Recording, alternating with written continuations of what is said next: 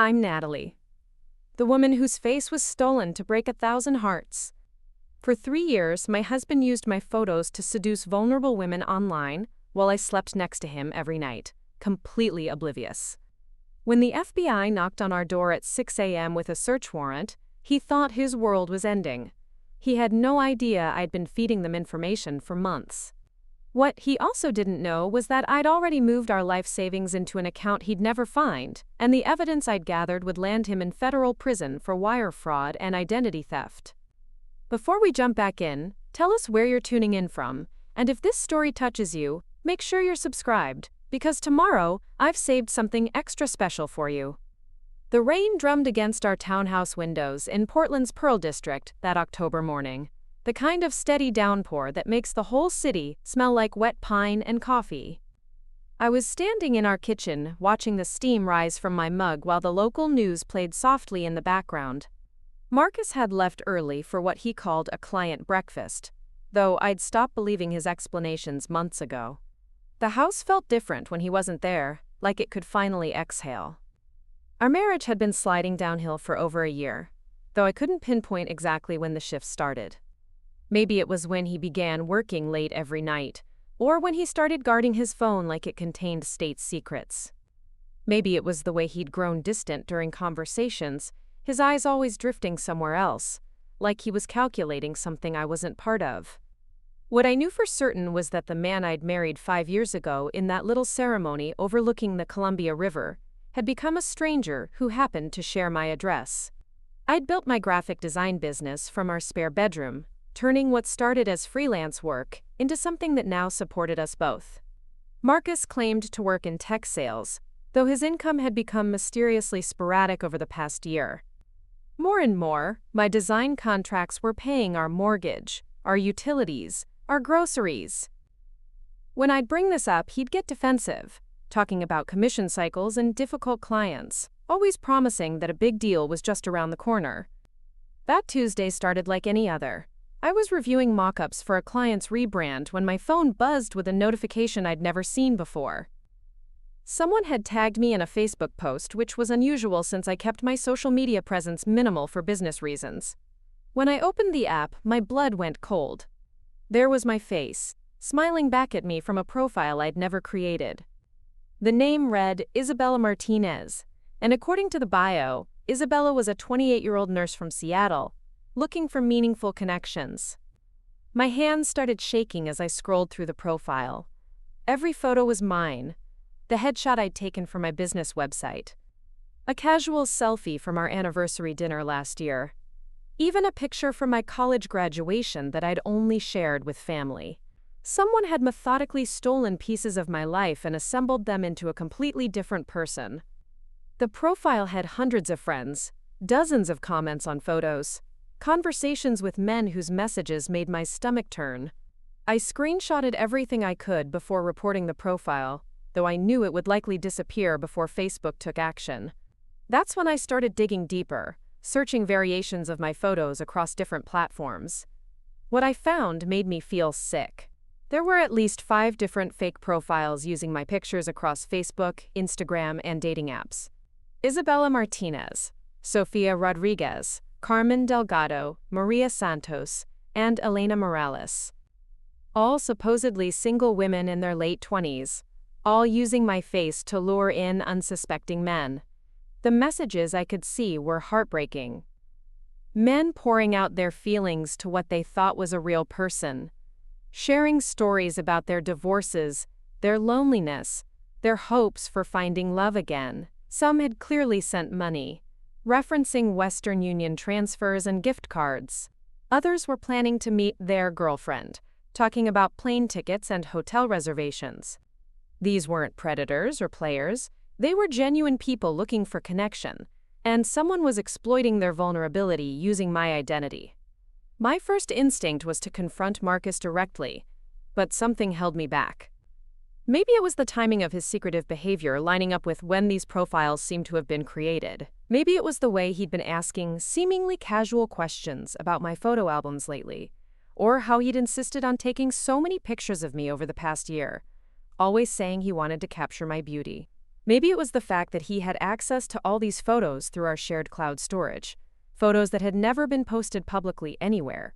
Instead of confronting him, I decided to investigate. I created a fake email account and started documenting everything I could find. I took screenshots of conversations, saved photos, tracked which platforms the fake profiles appeared on. What I discovered was a sophisticated operation. The person running these accounts had detailed backstories for each identity, consistent posting schedules, and carefully crafted personalities designed to appeal to different types of men. Isabella was the sweet nurse who loved hiking. Sophia was the artist who wrote poetry. Carmen was the teacher who rescued animals. All of them were me, but none of them were real. The more I dug, the more evidence I found that pointed back to Marcus. The writing style in some of the messages matched his, especially certain phrases he used regularly. The fake profiles were most active during his supposed work hours, and they went silent during times when he was home. Most damning was when I found that one of the profiles had accidentally posted a photo that included metadata showing it was taken with his phone model at our exact GPS coordinates. That evening, I sat across from him at dinner, watching him scroll through his phone while picking at the salmon I'd prepared. He seemed agitated, constantly checking messages, his jaw tight with concentration. When I asked about his day, he gave me the same vague answers about client meetings and project deadlines. But now I was watching his fingers move across the screen, noticing how they danced with the familiar rhythm of someone managing multiple conversations simultaneously. After dinner, I told him I was going to bed early with a headache. Instead, I lay in the dark with my laptop, monitoring the fake profiles.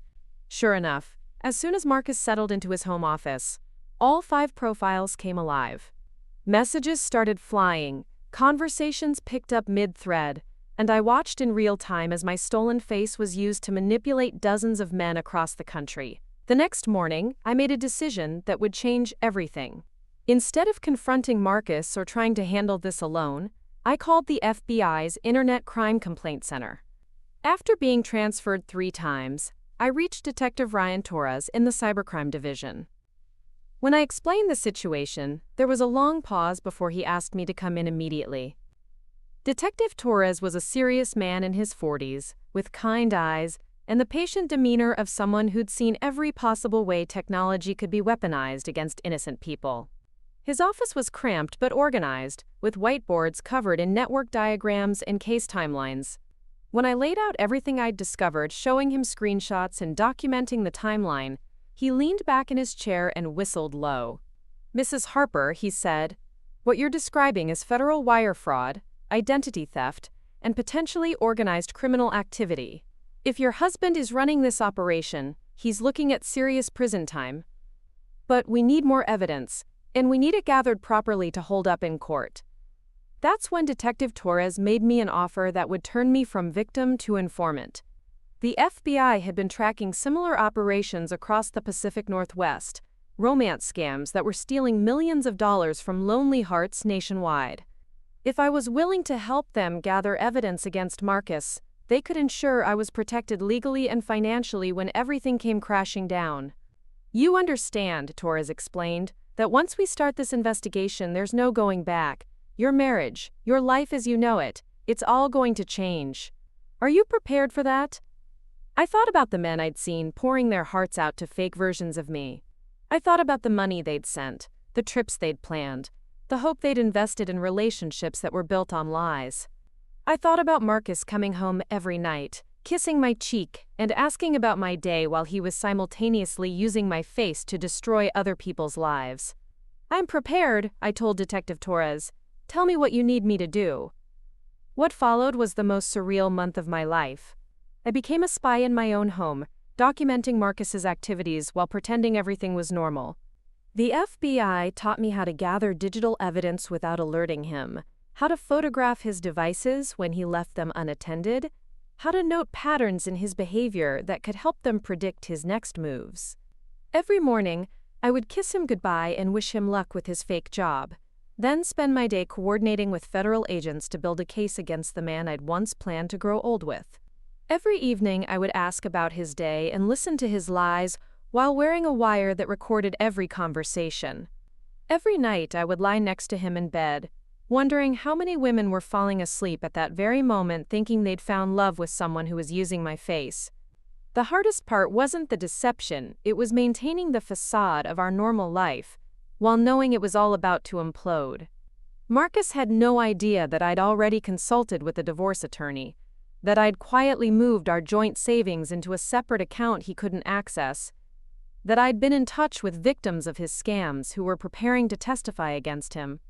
During this time, I also discovered the true scope of what Marcus had been doing. The fake profiles were just the beginning. He'd been running what's called a romance scam network, using dozens of stolen identities to target vulnerable people across dating sites and social media. My photos were among the most successful because, as one FBI analyst explained, I had what scammers call the girlfriend next door look, trustworthy and approachable, but attractive enough to capture attention. The victims ranged from recently divorced fathers trying to start over to elderly widowers looking for companionship. Marcus had stolen hundreds of thousands of dollars by slowly building emotional connections, then creating fake emergencies that required financial help. Preparing and narrating this story took us a lot of time, so if you are enjoying it, subscribe to our channel. It means a lot to us. Now back to the story. A sick mother who needed surgery, a car accident that required immediate payment, a business opportunity that just needed a small investment to guarantee a shared future together. What made it worse was realizing how good Marcus was at this manipulation. The conversations I read showed genuine psychological insight into what each victim needed to hear. He crafted elaborate stories about my fake personas, backgrounds, created social media histories going back years, even had fake friends and family members who would vouch for these non-existent women's authenticity. Detective Torres explained that Marcus was part of what appeared to be a larger criminal network, possibly connected to organized crime groups that specialized in romance fraud. The FBI had been tracking similar operations across multiple states, all using the same sophisticated techniques to harvest photos and create convincing fake identities. As we gathered evidence, I learned that I wasn't Marcus's first victim in this way. Before using my photos, he'd apparently stolen images from previous girlfriends, co-workers, even random women he'd met at coffee shops. I was just his most successful resource because he had unlimited access to my photos and could take new ones whenever he needed fresh content for his fake profiles. The investigation also revealed the financial scope of Marcus's crimes. In just the 2 years since he'd started using my photos, his various scams had brought in over $800,000. He'd been filtering this money through multiple accounts, cryptocurrency exchanges, and shell companies to hide the paper trail. While I'd been struggling to pay our bills with my legitimate design income, he'd been sitting on hundreds of thousands of dollars stolen from heartbroken victims across the country. Detective Torres warned me that when the FBI finally moved against Marcus, everything would happen very quickly. There would be search warrants, arrests, media attention, and a federal trial that could take months or years to resolve. He also explained that as Marcus's wife, I could potentially be charged as an accessory unless I continued cooperating fully with their investigation. That's when I made my second crucial decision. I wasn't just going to help the FBI build their case against Marcus. I was going to make sure that when everything collapsed around him, I would be standing on solid ground. Working with a financial advisor who specialized in asset protection, I began quietly securing everything I'd worked for during our marriage.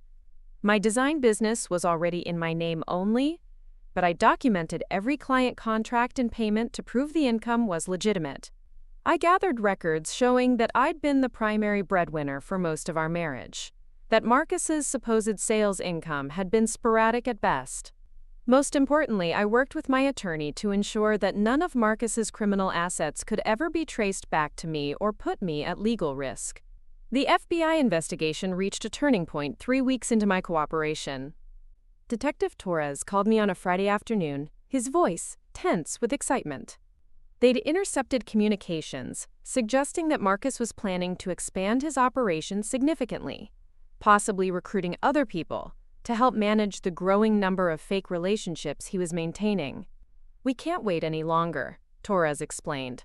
"If he brings other people into this operation, it becomes much harder to prosecute cleanly. We're moving Monday morning." That weekend was the longest of my life.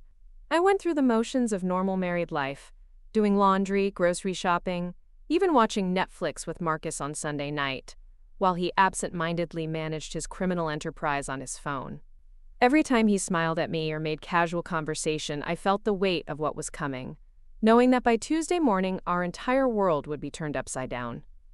Marcus had no idea that federal agents were already positioned around our neighborhood.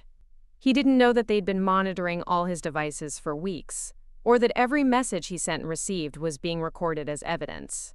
He certainly didn't know that the woman sleeping next to him had been the key to building the case that would destroy his freedom for the next decade. As I lay awake that Sunday night, listening to Marcus's steady breathing beside me, I thought about all the real women whose photos he'd stolen before mine, all the men whose hearts and bank accounts he'd emptied, all the federal resources being spent to stop him because I'd finally found the courage to make that phone call to the FBI. Tomorrow morning, everything would change. Marcus would learn that the wife he'd underestimated had been 3 steps ahead of him for weeks. The victims he'd defrauded would finally see justice. And I would begin the process of reclaiming not just my stolen photos, but my entire life from the wreckage of his criminal enterprise. But tonight, for these last few hours, I was still just Natalie Harper, lying next to her husband in their comfortable Portland townhouse, listening to the rain against the windows and pretending that everything was exactly as it seemed. Monday morning arrived with the kind of crisp autumn air that makes Portland feel alive with possibility. I woke before my alarm, my body already tense with anticipation. Marcus was still sleeping beside me, his phone face down on the nightstand where he always placed it, never more than arm's reach away even in sleep. For a moment, looking at his peaceful face in the early light filtering through our bedroom blinds, I almost felt sorry for what was about to happen. Almost. I slipped out of bed quietly and made coffee, going through my usual morning routine while my mind raced with everything Detective Torres had briefed me on. The FBI would arrive at exactly 6:30 a.m. with search warrants for our house, Marcus's devices, and his supposed office space downtown. I was to act completely surprised, to let my genuine shock and confusion show, to ask the same questions any innocent spouse would ask when federal agents invaded their home. At 6:15, I was dressed and sitting at our kitchen island, scrolling through work emails on my laptop when I heard Marcus stirring upstairs. He patted down in his pajama pants and t-shirt, hair messy, reaching immediately for the coffee pot with the automatic movements of someone following the same routine for years. "You're up early," he mumbled, not really looking at me as he doctored his coffee with cream and sugar. "Couldn't sleep well," I replied, which was entirely true. "Big client presentation today." He grunted in acknowledgement, already reaching for his phone. I watched his thumbs move across the screen, responding to messages that I now knew were from victims who thought they were texting their girlfriend, their future wife, their soulmate. Men who had probably stayed up late crafting the perfect message to Isabella or Sophia or Carmen, having no idea they were actually communicating with a middle-aged fraud artist in Portland pajamas. At exactly 6:30, our doorbell rang. Marcus looked up from his phone, frowning. "Who the hell would be here this early?" I shrugged, playing my part. "Maybe a delivery? I'll check." But before I could move, the doorbell rang again, followed immediately by loud, authoritative knocking. Marcus set down his coffee cup, suddenly alert. "That doesn't sound like a delivery." The knocking came again, more insistent. "Federal agents, open the door!" The color drained from Marcus's face. His phone slipped from his fingers, clattering onto the marble countertop. He looked at me with wide eyes, and for a split second, I saw pure terror there before he tried to compose himself. "What could they possibly want?" he asked, his voice tight but trying to sound confused rather than panicked. I did my best to mirror his apparent confusion. "I have no idea. Should we answer it?" "FBI, we have a warrant. Open the door now." Marcus's hands were shaking as he walked toward the front door. I followed, staying a few steps behind, letting him take the lead so the agents would see him as the primary target.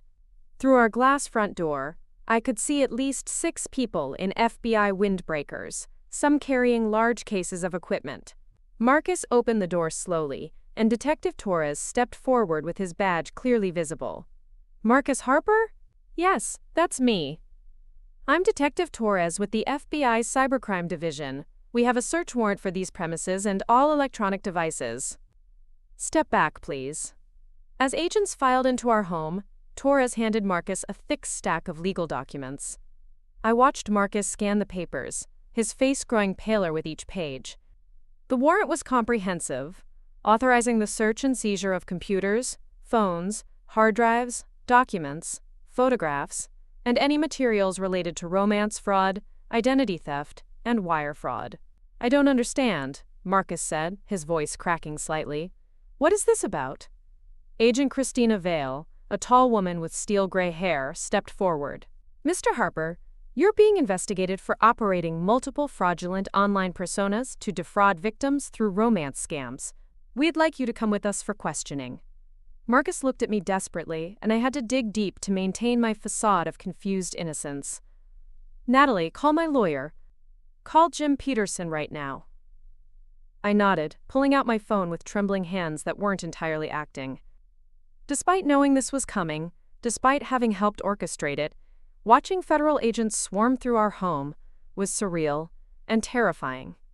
As agents began photographing everything and carefully bagging electronics, Detective Torres approached me.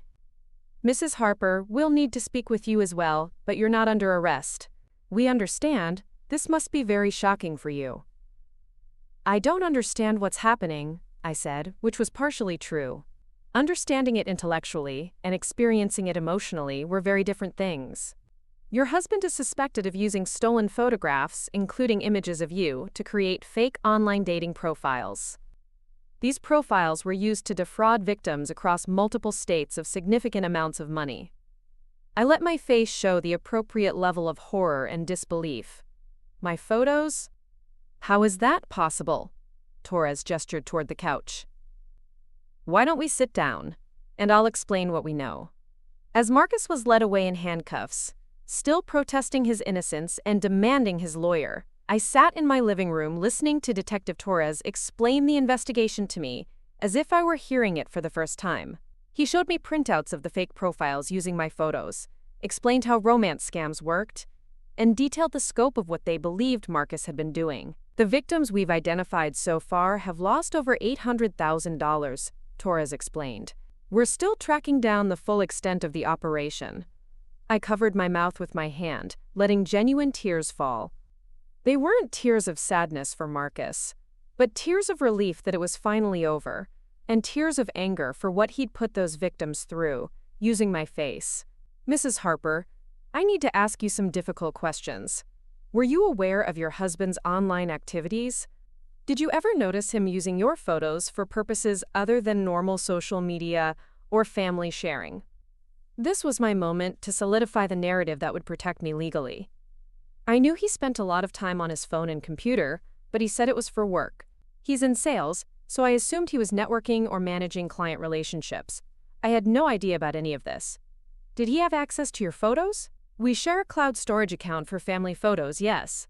And he was always taking pictures of me, but I thought it was sweet. He said he wanted to capture memories. The irony of that statement hit me even as I said it. He had been capturing memories, just not the kind any wife would want preserved. Over the next several hours, FBI agents methodically dismantled our digital life. They seized every computer, tablet, and phone in the house. They photographed documents, copied hard drives, and carefully cataloged anything that might contain evidence. I watched them work with a mixture of fascination and dread, knowing that every piece of evidence they gathered was another nail in Marcus's legal coffin. Agent Vale took detailed photographs of me from multiple angles, explaining that they needed current images to compare with the stolen photos used in the fake profiles. It was unsettling, being photographed by federal agents in my own living room, but I understood the necessity. They needed to document that Marcus had unlimited access to a continual source of my images. Around noon, Detective Torres pulled me aside. Mrs. Harper, we're going to need you to come to our office for a formal interview. You're not under arrest, and you can have an attorney present if you'd like. But we need to document your statement officially. Am I in trouble? I asked, maintaining my role as the confused, innocent wife. Not if you continue to be truthful with us, Torres replied. But you were married to the suspect, you had shared finances, and your photos were central to the criminal operation. We need to ensure you weren't a willing participant. That afternoon, I sat in the FBI field office on Southwest Bancroft Street, in a sterile interview room with recording equipment and a mirror that was obviously one-way glass. With my attorney present, I gave a detailed statement about my marriage to Marcus, my knowledge of his activities, and my discovery of the fake profiles using my photos. The performance required delicate balance. I had to seem shocked and betrayed by Marcus's crimes, while also demonstrating that I was intelligent and observant enough that my claims of ignorance were believable. I couldn't appear so naive that it seemed impossible I wouldn't have noticed something, but I also couldn't seem so aware that it appeared I might have been complicit. When did you first become suspicious that something wasn't right? Agent Vale asked. Honestly, I'd been feeling like something was off for months, but I couldn't put my finger on it. Marcus was always secretive with his phone, he worked odd hours, his income was unpredictable. But when you love someone, you want to trust them. You make excuses for behavior that might seem suspicious to an outsider. Did you ever directly ask him about his online activities? I asked about work, about who he was texting, about why he was always on his phone. He always had explanations that seemed reasonable at the time. Difficult clients, commission-based sales cycles, networking requirements. I work for myself, so I understood that different jobs have different demands. The interview lasted 3 hours. They asked about our finances, our daily routines, my work, our social circle, our travel patterns, and dozens of other details that would help them build a comprehensive picture of Marcus's criminal operation and my role, or lack thereof, in it. As I answered their questions, I found myself reflecting on how thoroughly Marcus had compartmentalized his life. He'd managed to run a sophisticated criminal enterprise from our shared home while maintaining the facade of a normal marriage. The level of deception required was staggering, and it made me realize how little I'd actually known about the man I'd been married to for 5 years. When the interview concluded, Detective Torres walked me to the lobby. Mrs. Harper, you should know that this investigation is just beginning.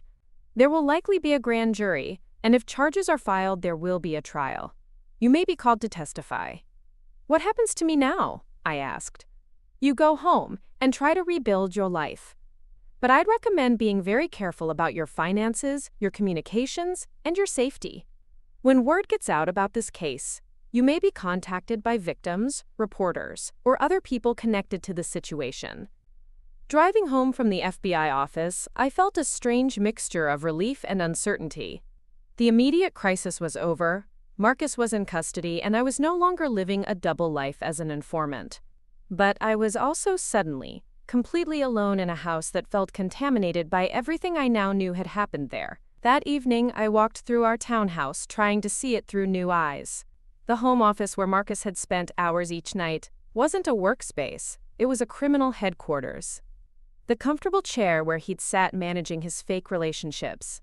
The desk where he'd crafted manipulative messages designed to extract money from vulnerable people.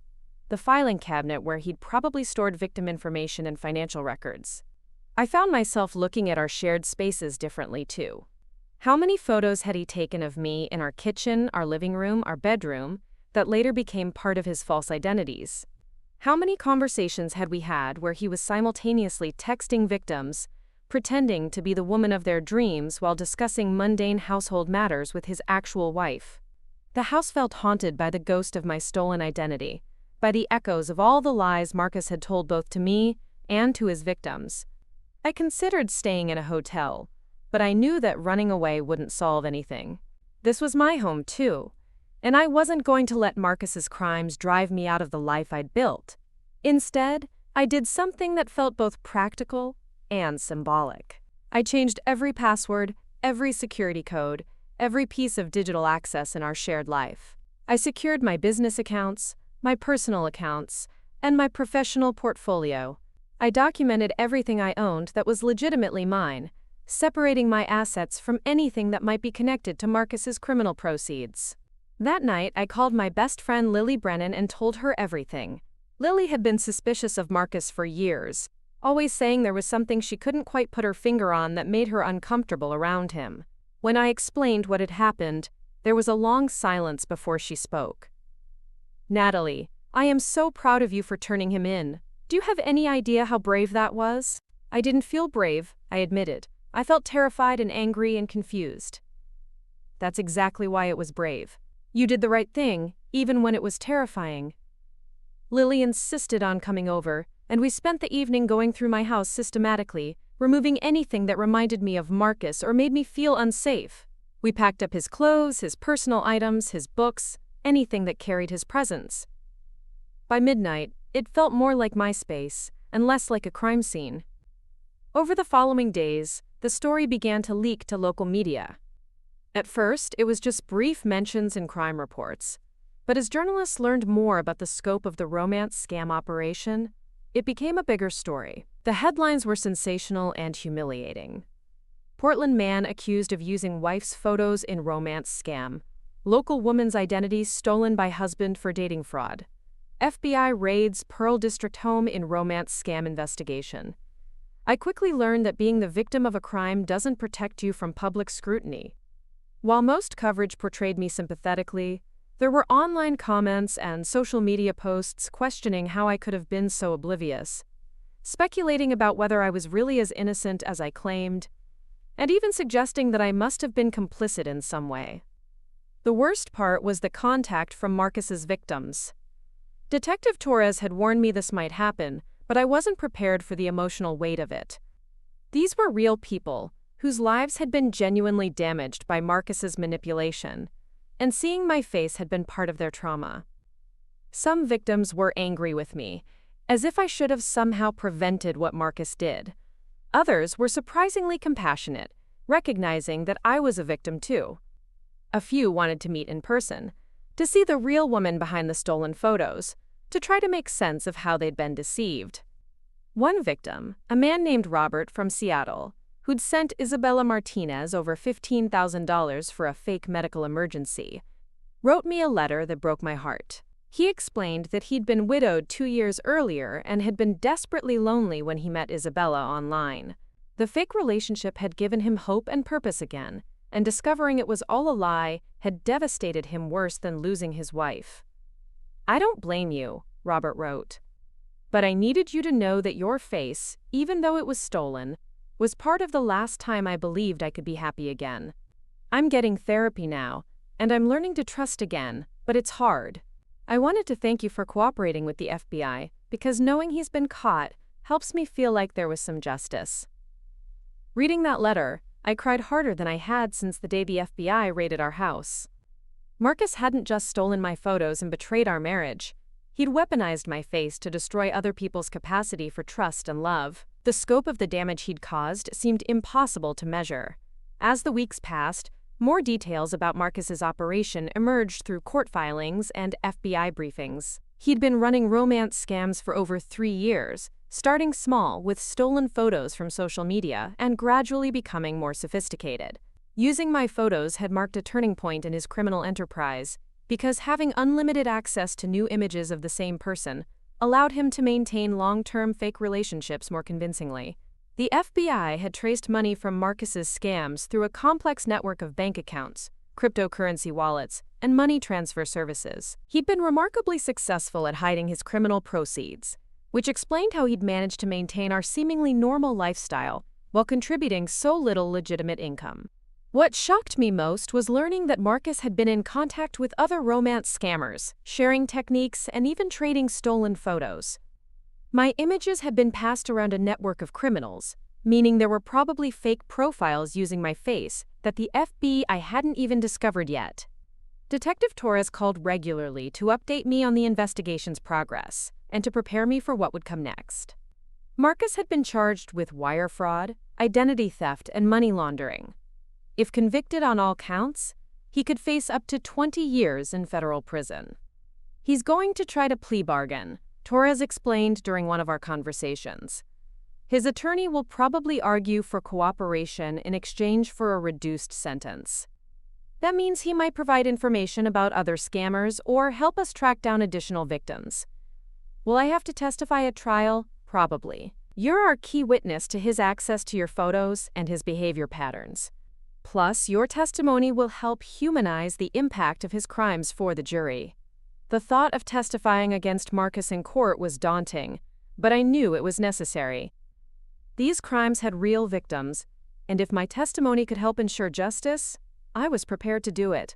Meanwhile, I was trying to rebuild my life and my business.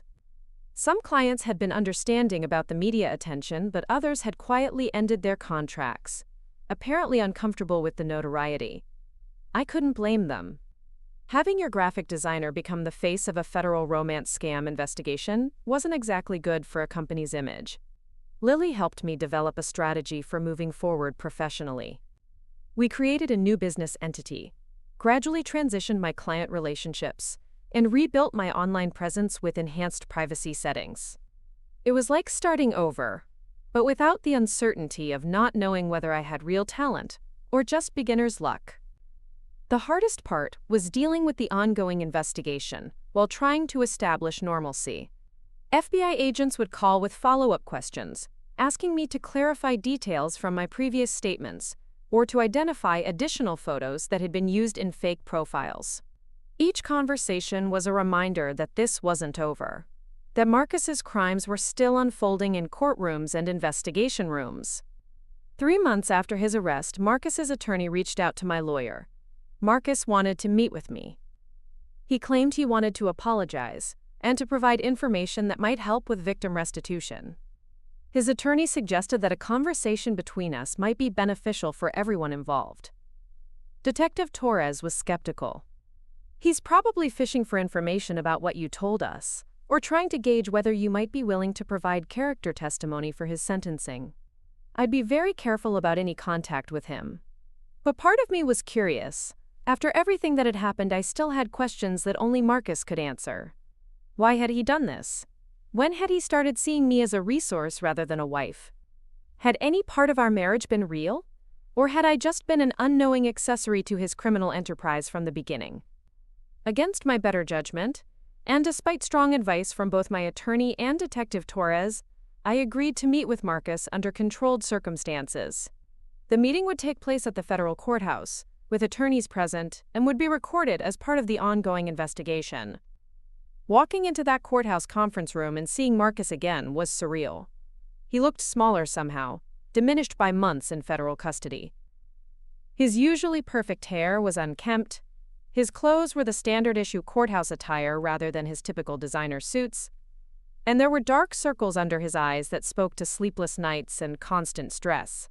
When he saw me, his face crumpled. "Natalie, I'm so sorry. I never meant for you to get hurt." I sat down across from him, separated by a small table and an unbridgeable chasm of betrayal. "You used my face to break other people's hearts, Marcus. How did you think I wouldn't get hurt? I know how it looks, but it wasn't supposed to go this far. It started as just a few quick scams to make some extra money when my sales income dropped. I was embarrassed that you were supporting us, and I thought I could fix everything without you ever knowing. So you decided to commit federal crimes instead of just talking to me about money problems?" Marcus looked down at his hands. "I know it sounds insane now, but once I started, it was like an addiction. The money was easy, and the fake relationships were easier than real ones. I could be whoever these women wanted me to be. I didn't have to deal with real problems or real emotions. Whose idea was it to use my photos? Mine. I'd been using random pictures I found online, but they weren't working as well. When I started using your photos, the response was incredible. Men trusted you. You have this face that just makes people want to believe you're genuine." Hearing him talk about my appearance as a criminal asset made my skin crawl. "Did you ever think about what this would do to me when people found out? I thought I could keep it separate forever. I had systems, different devices, encrypted communications. I never thought anyone would trace it back to our real life."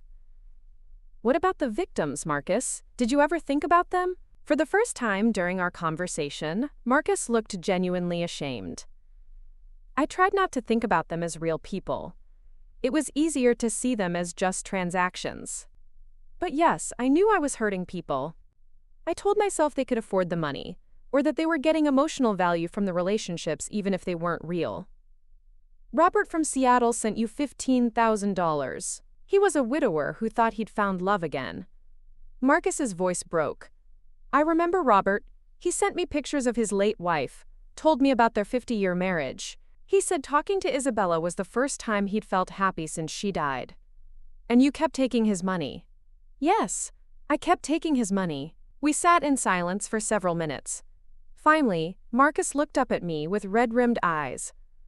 I know you'll never forgive me, and I don't deserve forgiveness. But I want you to know that I loved you. Our marriage wasn't fake, even if everything else was. I studied his face, trying to find some trace of the man I'd married, some hint of genuine remorse beneath the desperation of someone facing decades in prison. If you loved me, you wouldn't have turned me into an unwilling accomplice to destroying other people's lives. Marcus nodded slowly. You're right. I'm going to plead guilty to all charges. I'm going to cooperate fully with the investigation, help them find every victim, track down every dollar. It won't undo what I did, but maybe it will help some people get their money back. Why are you telling me this? Because I wanted you to hear it from me, and because I wanted to ask you not to let what I did destroy your ability to trust people. You're a good person, Natalie. You deserve a real relationship with someone who sees you as a partner, not a resource. After the meeting, I walked out of the courthouse feeling emotionally drained, but somehow lighter. I'd gotten answers to my questions, and while they didn't excuse Marcus's behavior, they helped me understand how our marriage had become a cover for his criminal enterprise. Detective Torres was waiting for me in the lobby. How do you feel? Like I can finally close this chapter and move on. Good, because I have some news that might help with that. Marcus's cooperation has led us to a much larger network than we initially realized. The information he's providing is going to help us shut down romance scam operations across multiple states and recover money for hundreds of victims. What does that mean for me? It means that your decision to turn him in, as difficult as it was, is going to help a lot of people get justice. You should be proud of that. 6 months later, Marcus was sentenced to 12 years in federal prison. He'd cooperated fully with the investigation, helping the FBI track down over $600,000 in recoverable funds, and providing information that led to arrests of other romance scammers across the country. I attended the sentencing hearing, not to support Marcus but to represent all the victims who couldn't be there. When the judge asked if I wanted to make a statement, I stood up in that courtroom and spoke directly to the man who'd stolen my identity and betrayed my trust. Your Honor, Marcus didn't just steal photos from me. He stole my face, my trust, and my sense of safety in my own home. But more importantly, he used my identity to steal hope from vulnerable people who were looking for love and connection. Some of those people may never trust again because of what he did while pretending to be me. I paused, looking directly at Marcus, who was staring down at the defendant's table. I want the victims to know that the woman in those photos, the real woman, is angry about what was done in her name. I want them to know that I supported this investigation and prosecution because what happened to them was wrong, and because people who exploit loneliness and love deserve to face consequences. Marcus looked up at me then, and I saw tears streaming down his face. But I also saw something else. Relief. Like he was finally ready to stop running from what he'd done. The judge imposed the 12-year sentence, along with restitution requirements that would ensure Marcus would be paying back victims for years after his release. As he was led away in handcuffs, I felt a complex mixture of sadness, anger, relief, and hope. Walking out of that courthouse for the final time, I realized that I wasn't the same woman who discovered those fake profiles using her photos almost a year earlier. I was stronger, more self-reliant, and much more careful about who I trusted. But I was also more compassionate, having seen firsthand how criminals exploit vulnerability and how devastating it can be when trust is weaponized. The experience had taught me that sometimes the people closest to us are capable of betrayals we never could have imagined.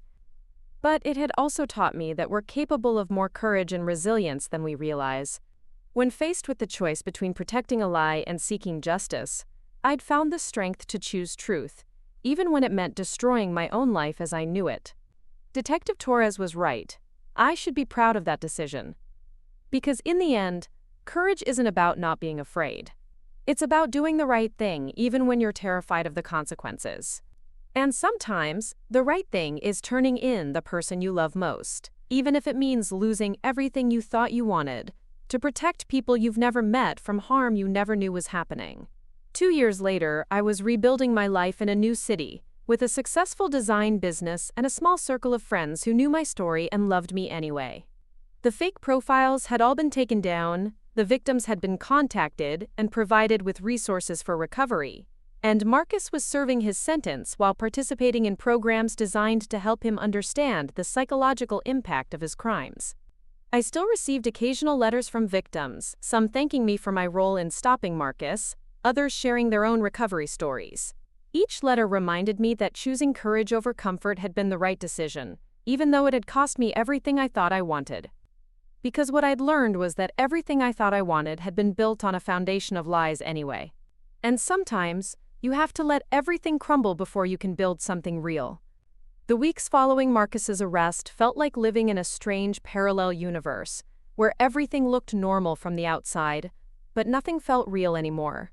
I'd wake up each morning in our townhouse, make coffee in the same kitchen where I'd watched him manage his criminal enterprise, and try to establish some kind of routine while federal agents continued their investigation around me.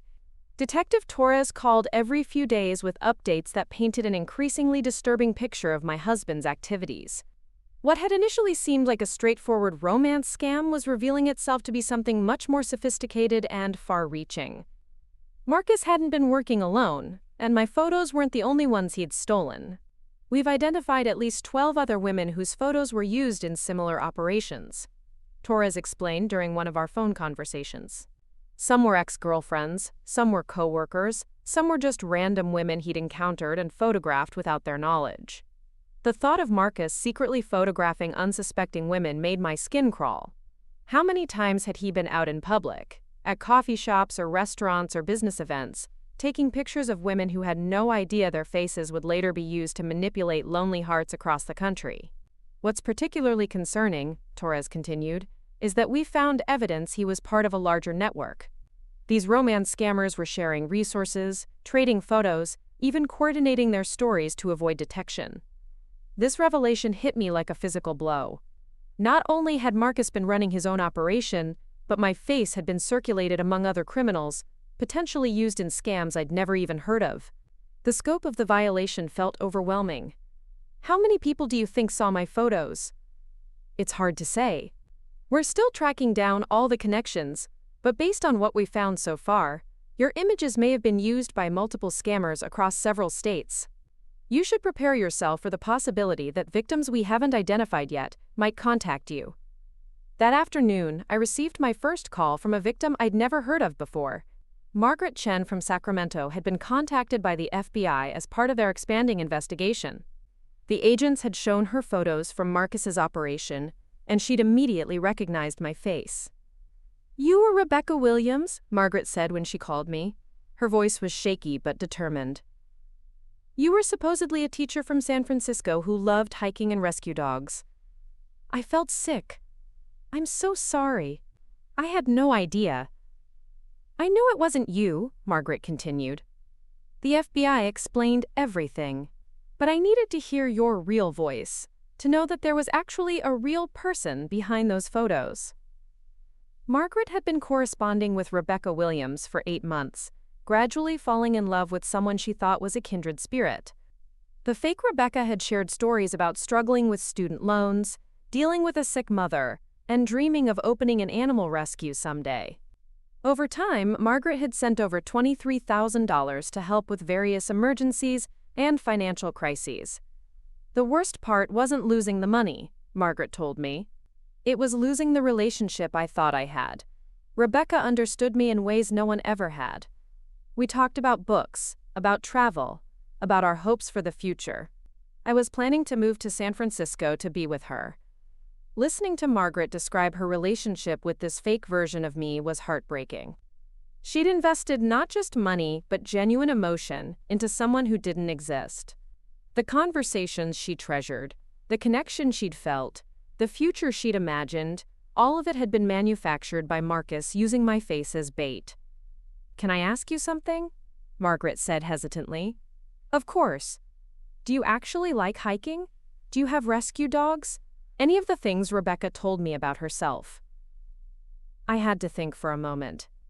"I do like hiking, yes, and I volunteer at an animal shelter sometimes. But I'm not a teacher, I don't live in San Francisco, and I don't have student loans. So some of it was real. Some of it, yes." Margaret was quiet for a long time. Finally, she said, "I think that makes it worse somehow. Knowing that pieces of Rebecca were real makes it harder to let go of the feeling that maybe the relationship could have been real too." After we hung up, I sat in my living room, staring out at the Portland skyline, trying to process the conversation. Margaret wasn't angry with me, but she was clearly struggling to separate the real me from the fictional Rebecca Williams who had captured her heart. The boundaries between reality and fabrication had become so blurred that even the victims were having trouble distinguishing between them. Over the following days, I received similar calls from other victims. There was David from Phoenix who'd been in love with Carmen Delgado, supposedly a nurse from Denver. There was James from Atlanta who'd sent money to Sofia Rodriguez, a struggling artist from Portland who was actually a complete fabrication based on my photos and a made-up biography. Each conversation was emotionally exhausting. These weren't faceless victims anymore. They were real people, with real stories, real pain, and real confusion about how they'd been so thoroughly deceived. They wanted to understand how it had happened, how they'd missed the signs, how they could trust anyone ever again. Some victims were surprisingly understanding about my role as an unwitting participant. Others struggled with resentment, as if my existence as a real person somehow made their deception more painful. A few wanted to meet in person, to see the actual woman behind the stolen photos, to try to make sense of their experience by confronting the reality of who I actually was. Detective Torres advised against meeting with victims directly. "Your safety could be at risk," he explained. "Some of these people have lost life savings. They're traumatized, angry, and looking for someone to blame. Even though they intellectually understand you're a victim too, emotions don't always follow logic." But I couldn't shake the feeling that I owed these people something more than just a phone conversation. They'd been harmed by crimes committed using my identity, and hiding behind FBI protection felt cowardly. Against Torres' advice, I agreed to meet with 3 victims who specifically requested face-to-face conversations. The first meeting was with Robert Sullivan, the widower from Seattle who'd lost $15,000 to Isabella Martinez. We met at a coffee shop in downtown Portland, neutral territory where he'd feel safe and I could leave easily if things went badly. Robert was exactly what I'd imagined from our phone conversations, a gentle man in his 70s, with kind eyes and a patient demeanor that spoke to decades of teaching high school mathematics. When he saw me walk into the coffee shop, he stood up slowly, studying my face with an expression I couldn't quite read. "You look exactly like her," he said quietly. Exactly like the woman I fell in love with. We sat down across from each other, and Robert pulled out a folder thick with printed emails, photographs, and handwritten notes. "I brought everything," he said. "Every conversation we had, every picture she sent me, every promise she made." For the next 2 hours, Robert walked me through his relationship with Isabella Martinez, showing me screenshots of conversations that Marcus had conducted using my photos and a completely fabricated personality. The fake Isabella had been warm, funny, intelligent, and deeply empathetic. She'd remembered details about Robert's life, asked thoughtful questions about his late wife, and gradually built a connection that felt real and meaningful. "Look at this," Robert said, showing me a particularly long email exchange. "We talked about books we'd read, places we wanted to travel together, what we'd cook for each other when we finally met in person. How does someone fake that level of intimacy?" Reading through the conversations was surreal and disturbing. Marcus had clearly put significant effort into maintaining the Isabella persona, crafting responses that were emotionally intelligent and personally tailored to Robert's interests and vulnerabilities. The level of psychological manipulation was sophisticated and deeply cruel. I keep wondering what I missed, Robert continued. What signs I should have seen that would have told me this wasn't real? There probably weren't any signs, I told him honestly. My husband was very good at this. He studied people, learned what they wanted to hear, and gave them exactly that. But he used your photos. Did you know him well enough to recognize his writing style in these messages? I looked more carefully at the printed conversations, searching for Marcus's voice in Isabella's words. It was there, subtle but unmistakable once I knew what to look for. Certain phrases he used regularly, his tendency to ask multiple questions in a single message, his habit of deflecting serious topics with humor. Yes, I said finally. I can see him in these conversations now. But if I didn't know to look for it, I never would have noticed. Robert leaned back in his chair, looking exhausted. The FBI says I might get some of my money back eventually, but that's not really what this is about. I gave Isabella my heart, you know. I trusted her with my grief over losing my wife, my fears about being alone, my hopes for finding happiness again. How do you get that back? I didn't have an answer for him.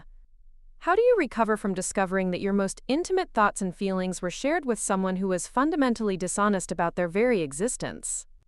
How do you learn to trust again when you've been so thoroughly deceived by someone you loved?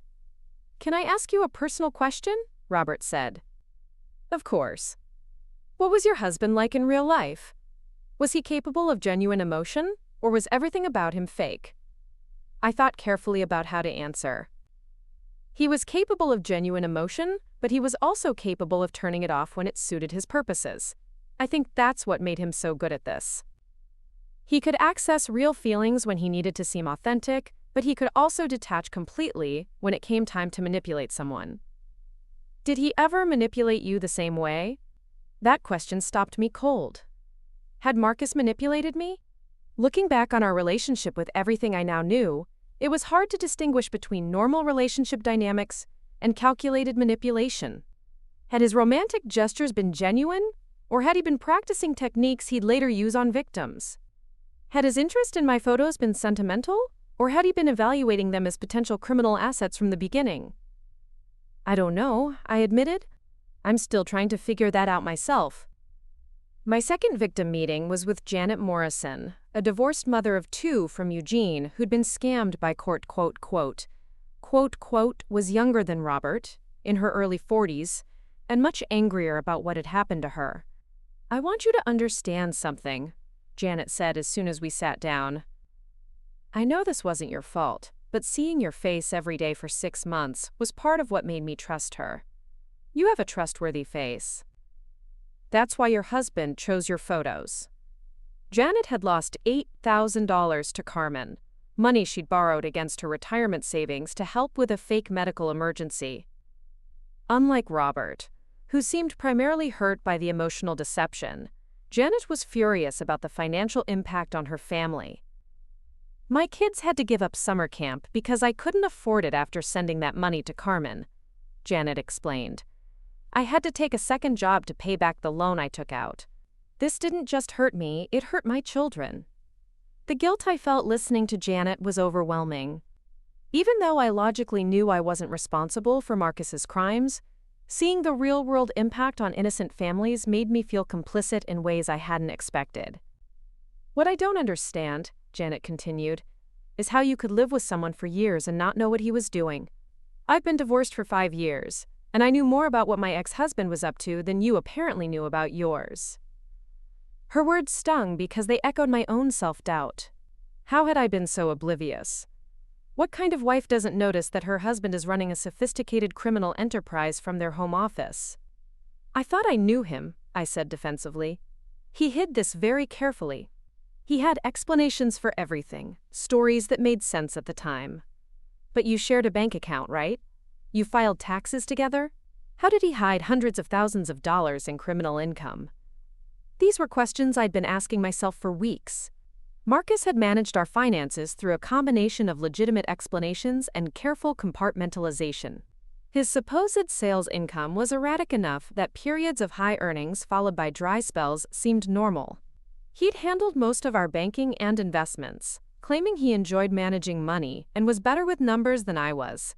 Looking back, I could see how he'd isolated me from full knowledge of our financial situation, while making it seem like he was just being helpful and responsible. He'd given me access to our checking account for daily expenses while maintaining control over savings, investments, and credit accounts I rarely looked at. He was very good at making his lies seem reasonable, I told Janet. And I wanted to trust him, so I didn't ask the hard questions I should have asked.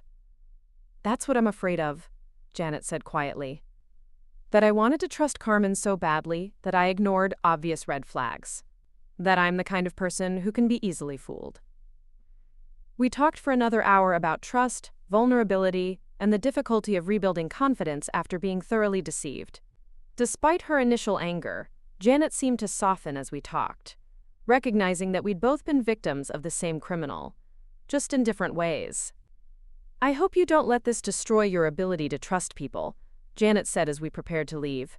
I keep telling myself that the problem wasn't that I trusted too much, it was that I trusted the wrong person. But it's hard to believe that when you're afraid to even talk to strangers anymore.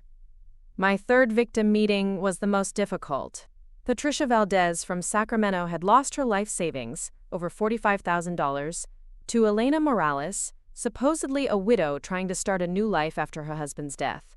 Patricia was in her 60s, retired, and had been planning to use that money to help her grandchildren with college expenses.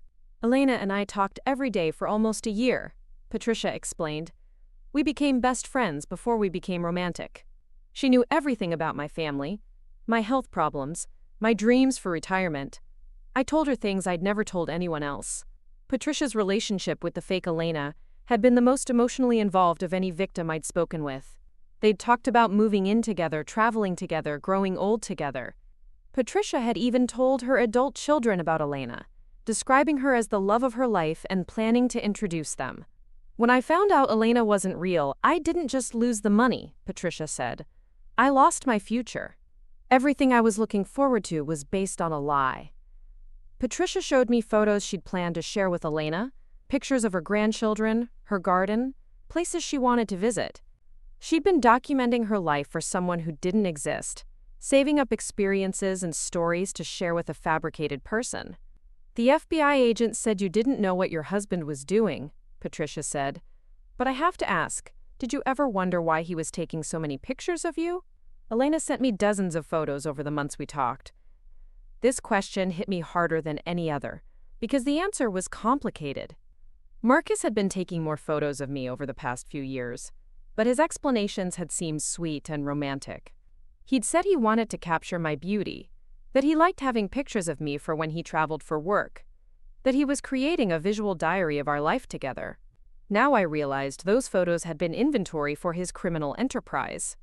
Every candid shot, every posed picture, every image he'd claimed was for sentimental reasons had actually been product development for his romance scams. I thought it was romantic, I admitted to Patricia. I thought he was being sentimental. So all those pictures Elena sent me, you posed for them thinking they were for your husband? Some of them, yes. Others he must have taken without me knowing, or found in our shared photo storage. Patricia was quiet for a long time, processing this information. Finally, she said, I keep thinking about this one photo Elena sent me. You were wearing a blue sweater, sitting by a window, reading a book. You looked so peaceful and content. I stared at that picture for hours, imagining what it would be like to sit with you, to be part of that quiet moment. I remembered that photo. Marcus had taken it on a Sunday morning when I was reading in our living room.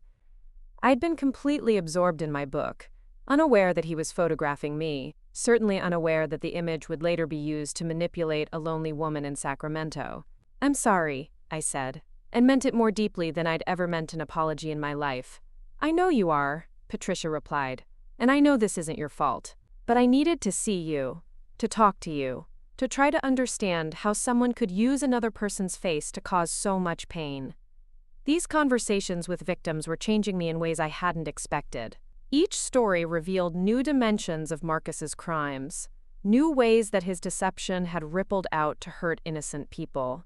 But they also revealed something about the nature of trust, loneliness, and human connection that I'd never fully understood before. These victims weren't naive or foolish. They were ordinary people who'd been skillfully manipulated by someone who understood exactly what they needed to hear.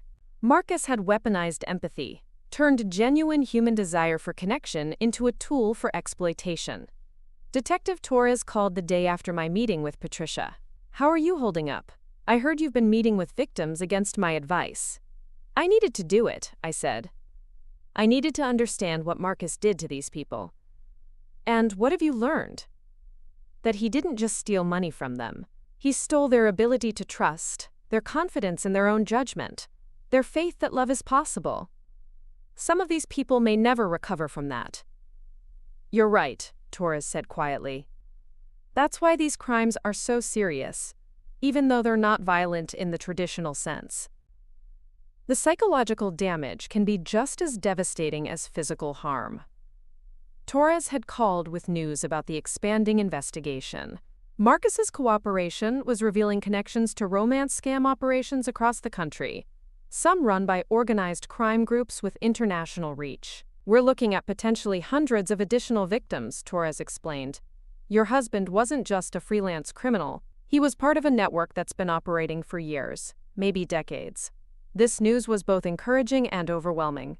Encouraging because it meant more victims might get justice and potentially recover some of their losses. Overwhelming because it meant the scope of harm was far greater than I'd imagined. "What does this mean for me?" "It means you're going to be a key witness in multiple cases, not just your husband's prosecution. These other criminals are going to try to claim they never met Marcus, never shared resources with him, never used your photos. Your testimony will be crucial in proving those connections." "Will I be safe?" "We'll make sure you're protected.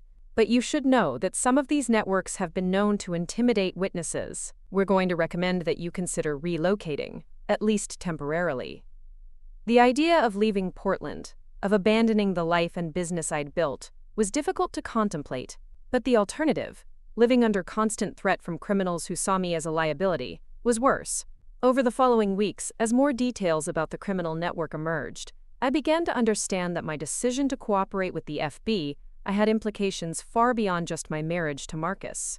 I'd become a key figure in what was shaping up to be one of the largest romance scam prosecutions in federal history. The media attention intensified as news of the broader investigation broke. My story went from local crime coverage to national news, with reporters calling constantly and photographers camping outside my house. The invasion of privacy was ironic, given that the whole situation had started with my privacy being violated, but it was also unavoidable. Lily helped me navigate the media circus, screening calls and coordinating with a publicist who specialized in crime victims' rights. We decided that rather than hiding from the attention, I would give a few carefully planned interviews to control the narrative and hopefully discourage other outlets from pursuing more intrusive coverage. My first major interview was with a local television station that had been covering the story from the beginning. The reporter, Sarah Chen, was professional and sympathetic, focusing on the victim impact rather than sensationalizing the criminal aspects. "What do you want people to understand about romance scams?" Sarah asked during our on-camera conversation. "I want people to understand that anyone can be a victim," I replied. "The people who fell for these scams aren't naive or stupid.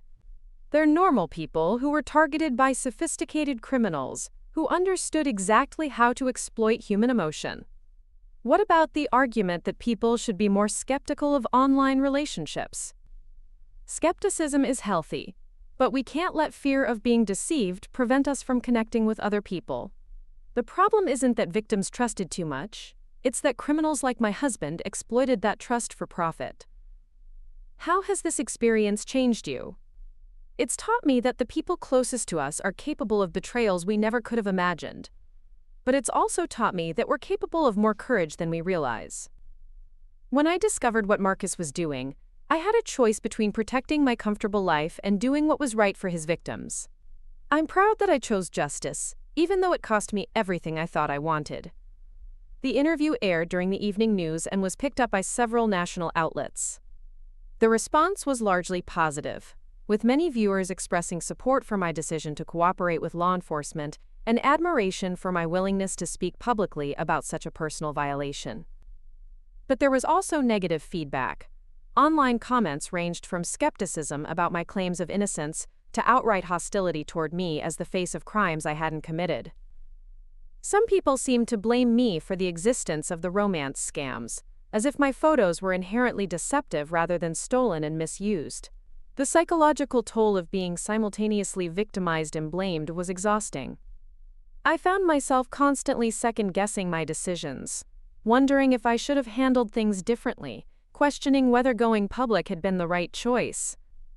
Dr. Elena Vasquez, a therapist who specialized in fraud victims, was recommended by the FBI's Victim Services Coordinator. During our first session, she helped me understand that my conflicted feelings were normal, and that the complexity of my situation made it particularly challenging to process.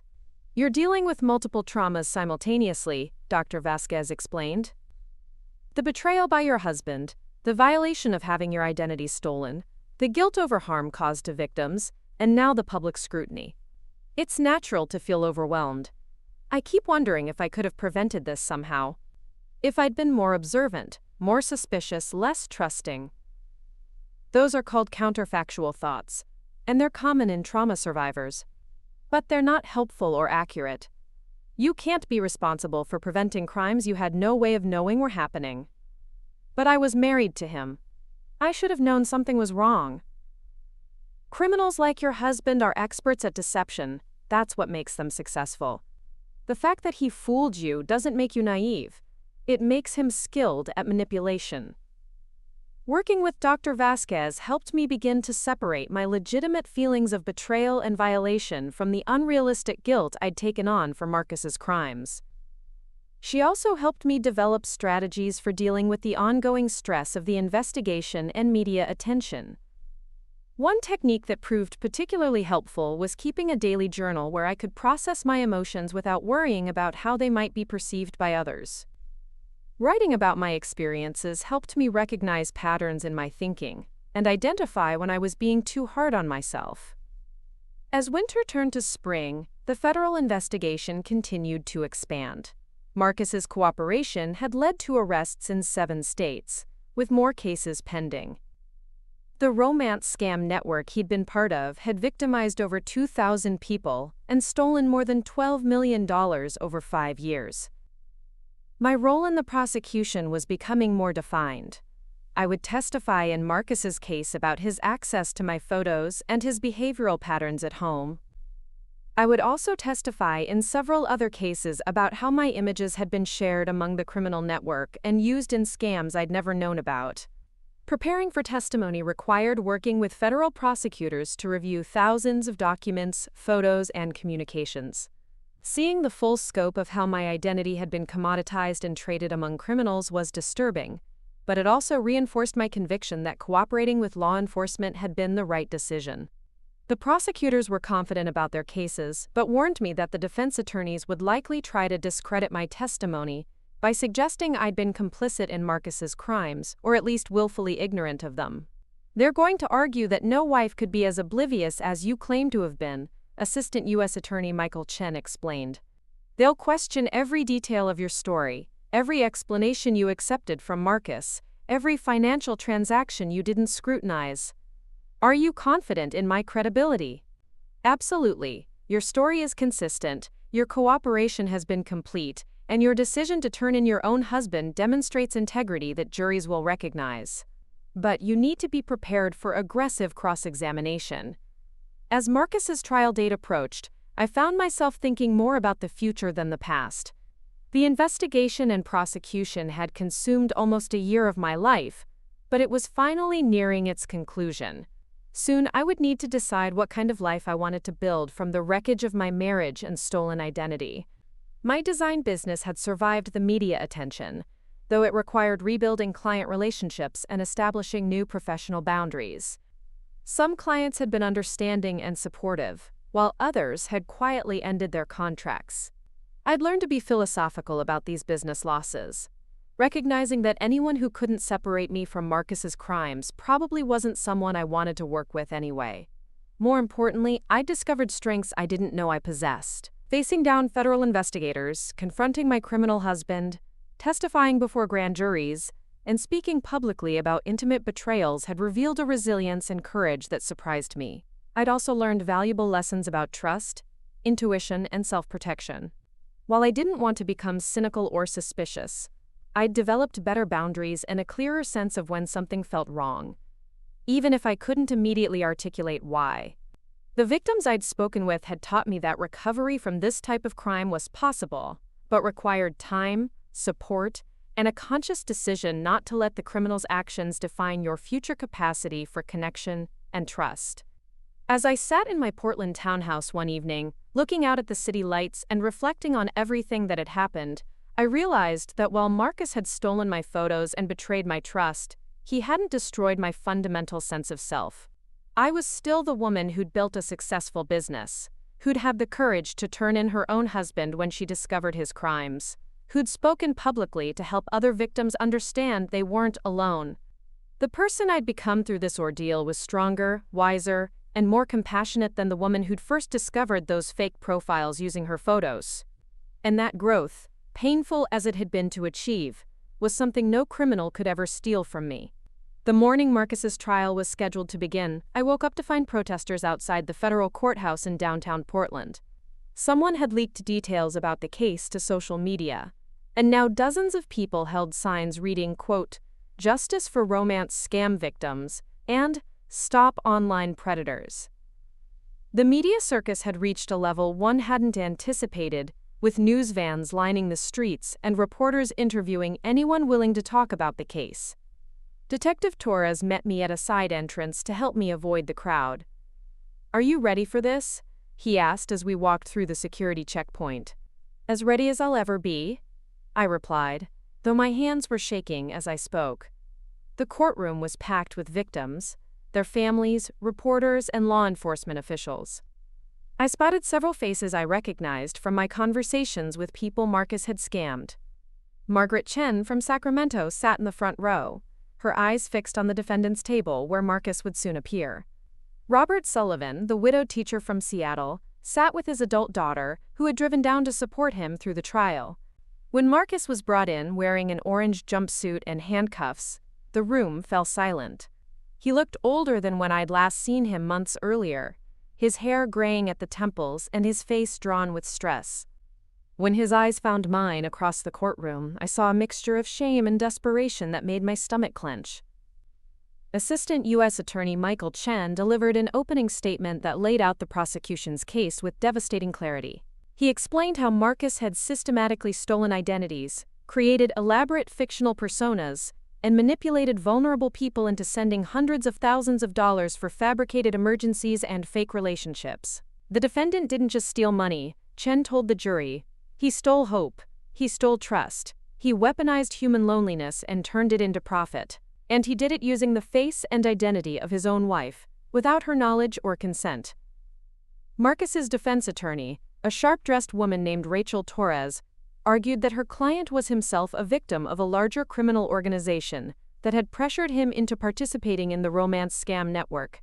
She painted Marcus as a small player who had gotten in over his head, suggesting that the real criminals were still operating freely while her client was being made a scapegoat. "My client made terrible decisions," Torres admitted, "but he was coerced by dangerous people who threatened his safety and the safety of his wife. He's not the mastermind the prosecution wants you to believe he is." This defense strategy caught me off guard. Throughout the investigation, Marcus had never mentioned being threatened or coerced. His cooperation with the FBI had painted him as a willing participant who had recruited others into the network, not as someone who had been forced to participate against his will. The first day of testimony focused on the technical aspects of the scam operation. FBI computer forensics specialists explained how Marcus had created and maintained dozens of fake profiles across multiple platforms, how he had laundered stolen money through cryptocurrency exchanges and shell companies, and how he had coordinated with other scammers to share resources and avoid detection. Agent Christina Vale testified about the scope of the investigation, explaining how Marcus's cooperation had led to arrests in multiple states and the recovery of over $600,000 in stolen funds. Her testimony painted a picture of a sophisticated criminal enterprise that it operated for years before being discovered. The defendant wasn't a small fish, Agent Vale told the jury. He was a significant player in a network that victimized over 2,000 people across the country. His operation alone generated more than $800,000 in criminal proceeds. The second day of testimony brought the first victim witnesses. Margaret Chen took the stand and described her 8-month relationship with Rebecca Williams, explaining how she had gradually fallen in love with someone she thought shared her interests and understood her emotional needs. Rebecca knew everything about me, Margaret testified, her voice steady but her hands gripping the witness stand. She knew about my divorce, my struggles with depression, my dreams of traveling to Ireland. She remembered my birthday, asked about my cat when he was sick, celebrated with me when I got a promotion at work. Under cross-examination, Marcus's attorney tried to suggest that Margaret should have been more suspicious of an online relationship with someone she'd never met in person. The line of questioning was aggressive and seemed designed to make Margaret feel foolish for having trusted Rebecca. "Isn't it true that you never video chatted with Rebecca?" Torres asked. "She said her camera was broken, and she was saving money to fix it." "And you never spoke on the phone?"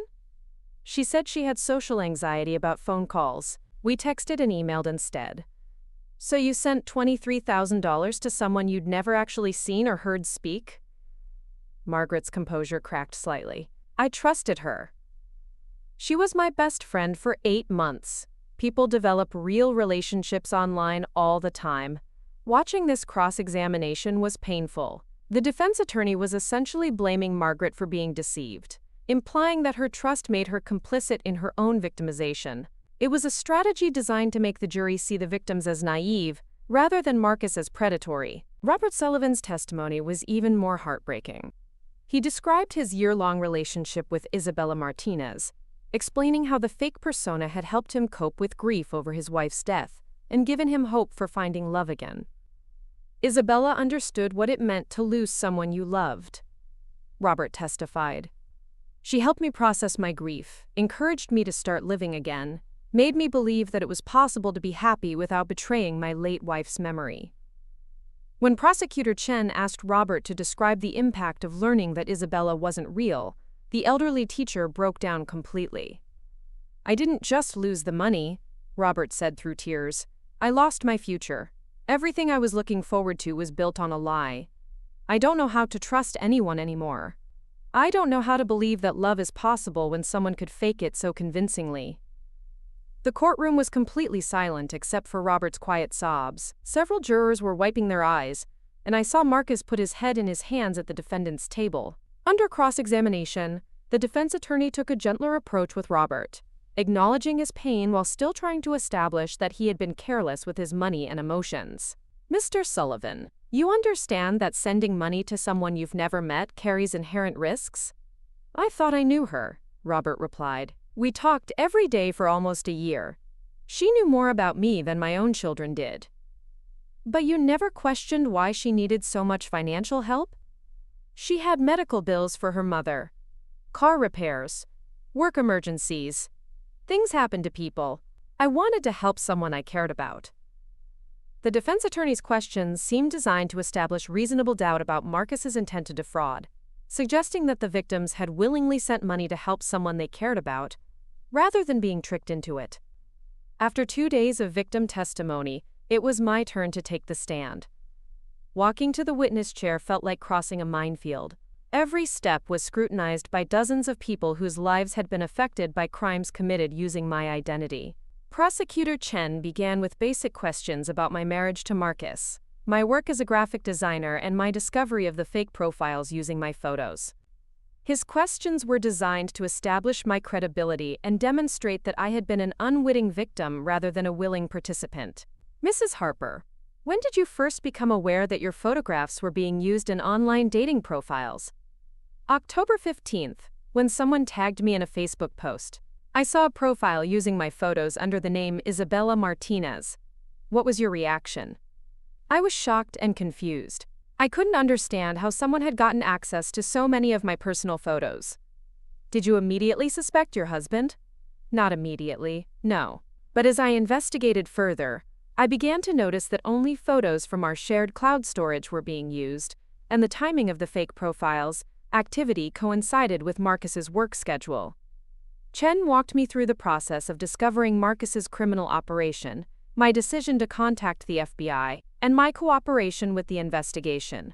His questions were straightforward and designed to let me tell my story in my own words. Mrs. Harper, why did you decide to cooperate with law enforcement rather than confronting your husband directly? Because I realized this wasn't just about me. There were real people being hurt by these scams. People who had lost money and emotional investment to relationships they thought were real. I felt a responsibility to help protect them. The cross-examination by Marcus's defense attorney was much more aggressive. Rachel Torres immediately attacked my credibility, suggesting that I must have known about Marcus's criminal activities and was lying to protect myself from prosecution.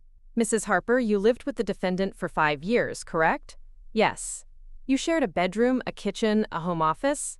Yes. You filed joint tax returns? Yes. You had joint bank accounts? We had some joint accounts and some separate accounts. And you're asking this jury to believe that your husband generated over $800,000 in criminal income without you noticing anything suspicious? He was very careful to hide his activities from me. But surely you noticed that your husband's income was inconsistent with his claimed profession? He told me he worked in sales, which often involves irregular commission payments. I trusted his explanations. Torres pulled out a thick folder of financial documents. Let's look at your joint tax return from last year.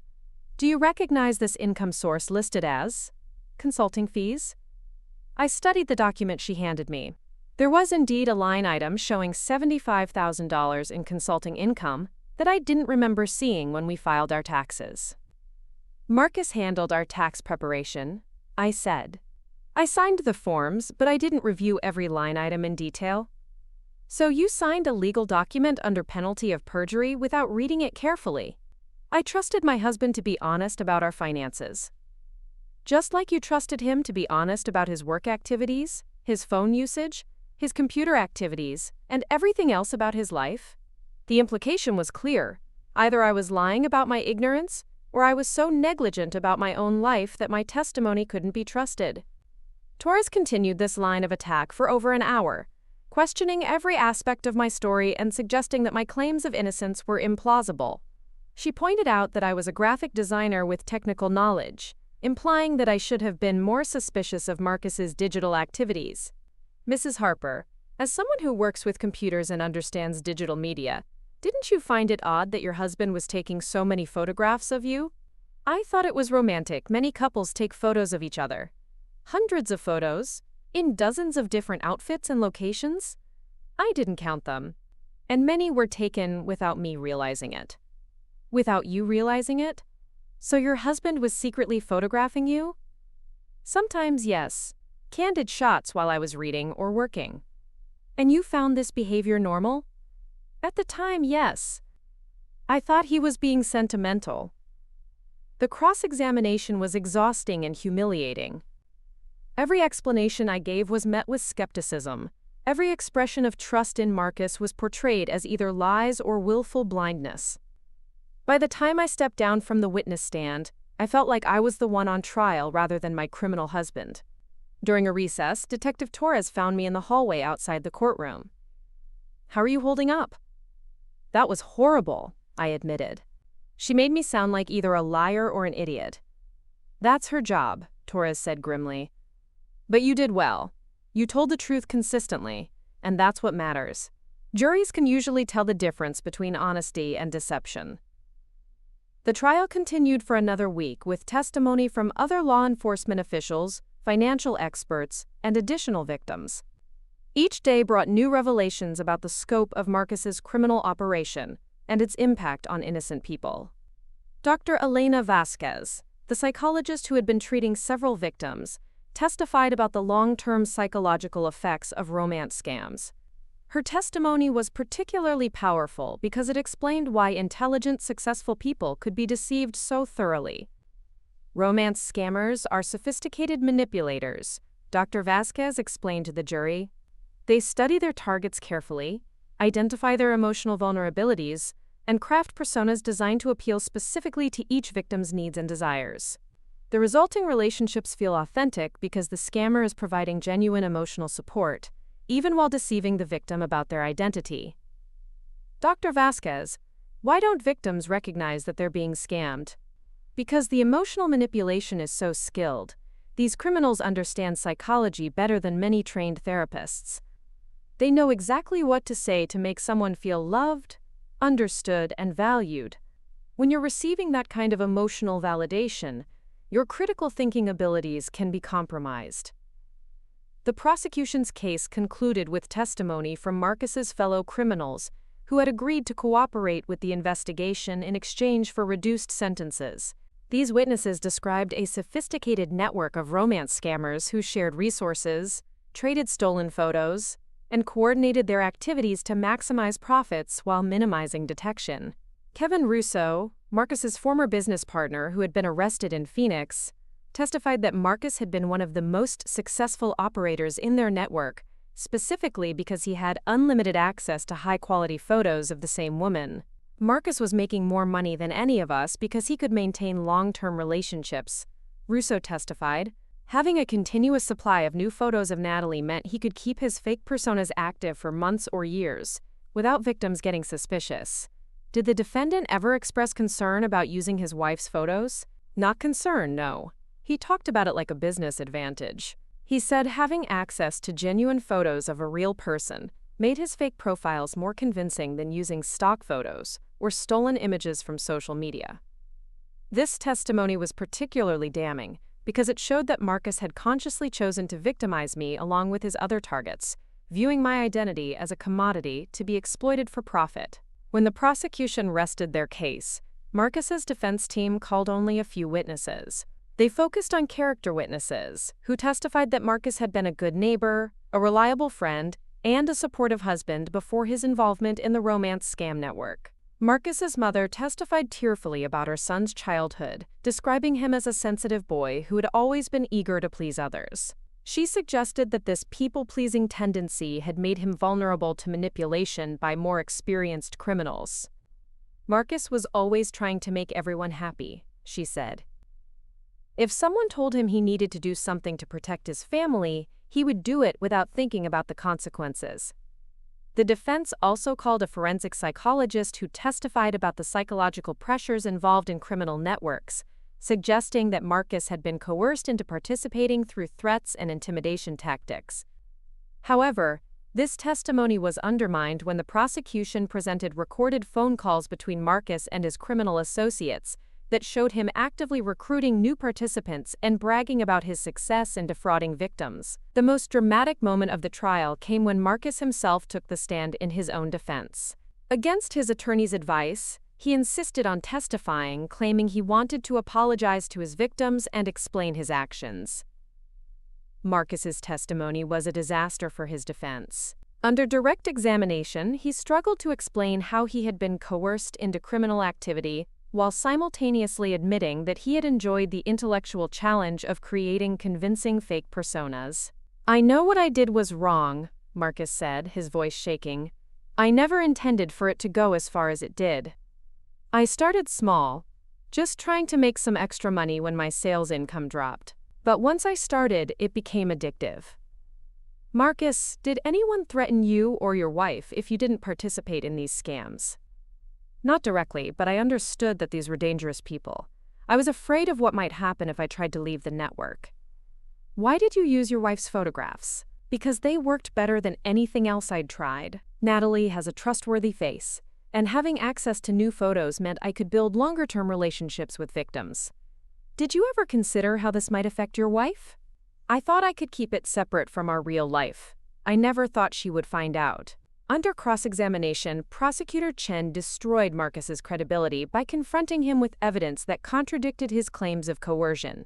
"Mr. Harper, you testified that you were afraid of your criminal associates, correct?"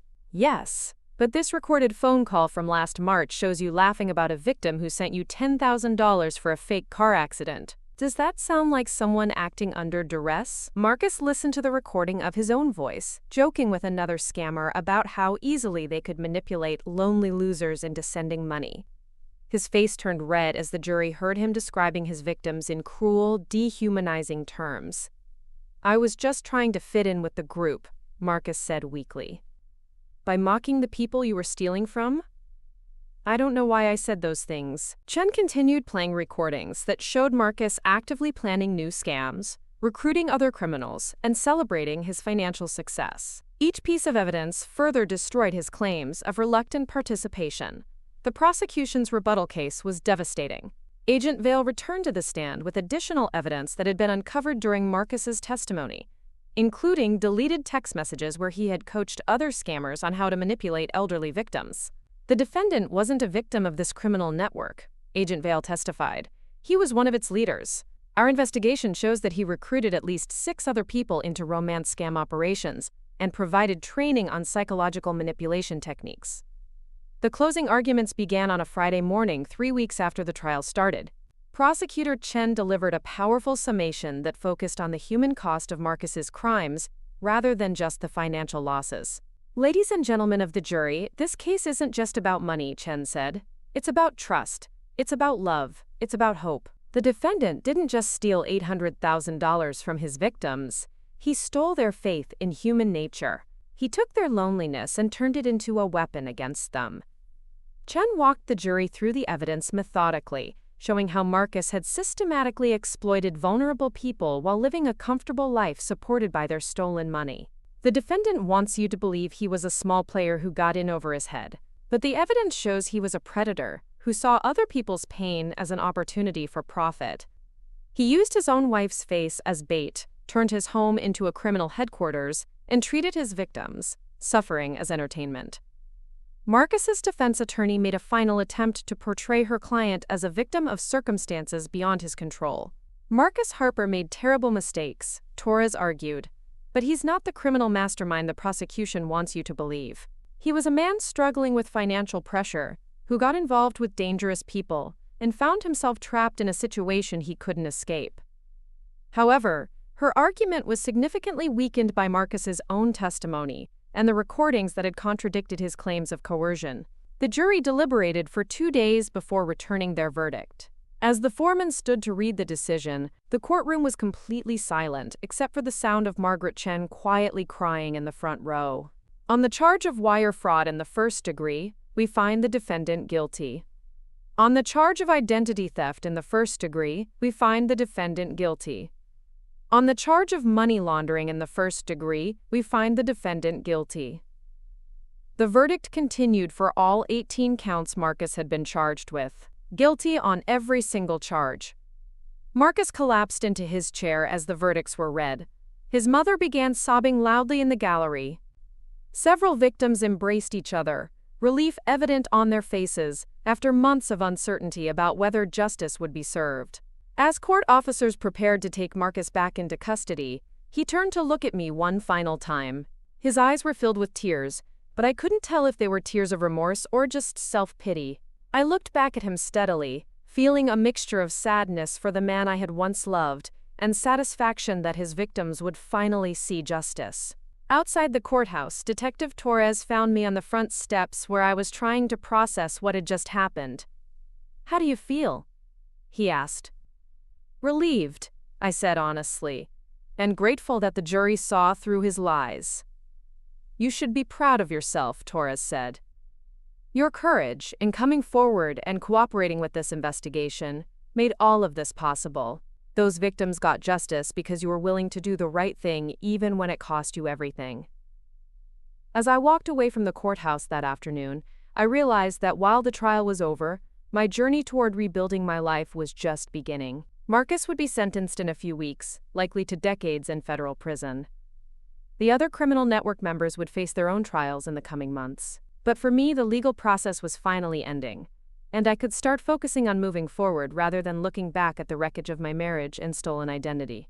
The woman who had discovered those fake profiles using her photos almost 2 years earlier had been naive about the depths of human deception.